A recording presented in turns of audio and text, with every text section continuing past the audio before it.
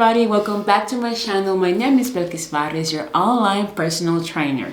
And in today's video, we're going to be talking about protein. This is a topic that you may want to learn more about. In today's video, we're going to answer what is protein, how much you should consume, and what are the good sources of protein that are out there. Also, we're going to be answering common questions that people has about protein. Let's start with what is protein. Protein is a micronutrient made up of amino acids. The amino acids are a build block of protein that are essential for our body to function properly. There are 20 types of amino acids. Some of them our body can produce them. However, there are other ones that we need to obtain by eating food. Why protein is important? Protein is important to growth, maintain, and also repair our body. It plays a big role in repairing, in building tissue, muscle, organs, and bones. Protein is required for the production of enzymes, hormones, and other important molecules in our body. Protein also helps to regulate our immune system, transporting nutrients and oxygens, and maintaining fluid balance. Now we're going to talk about how much protein you should consume. Let me tell you that this will depend on many factors. Those factors can be age, gender, can be also height, can be weight, and level of physical activity.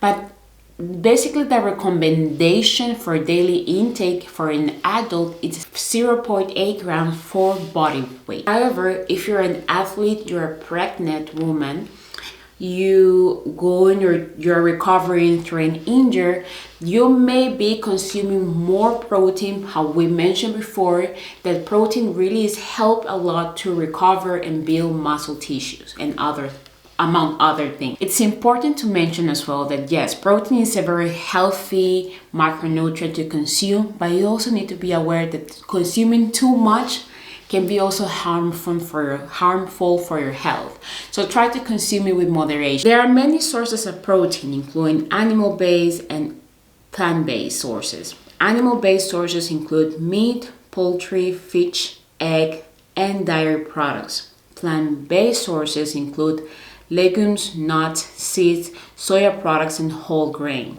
It's important to choose protein that is low in saturated fats and added sugar as well. For example, meat and fish are an excellent sources of protein that are low in saturated fat, while beans and legumes are great plant sources of protein that are also high in fiber. Now we're going to be addressing one of the common misconceptions about the consumption of protein that I want to address, and I see a lot when I work with people that they still have it. And it's the fact that I need to consume a lot amounts of protein to be able to build muscle.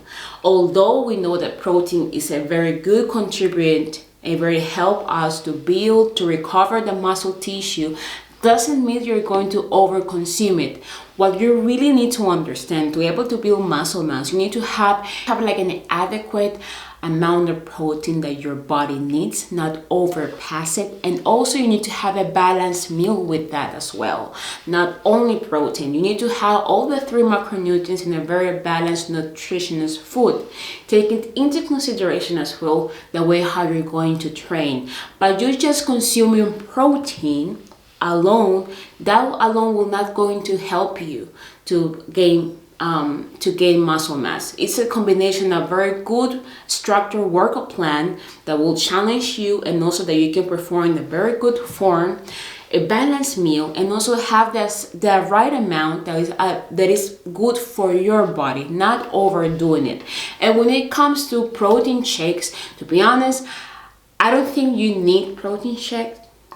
I don't think it's necessary, but if you have the option to consume protein in every meal of your day, that will be enough protein that you are consuming to help your body to recover yourself.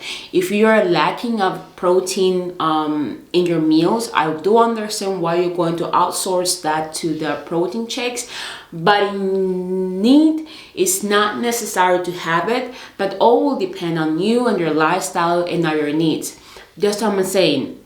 Don't only rely on the protein, rely on a balanced meal, the adequate amount of protein that you're consuming, a very structured workout plan or training program that will allow you to progress over time and challenge your body without compromising the form.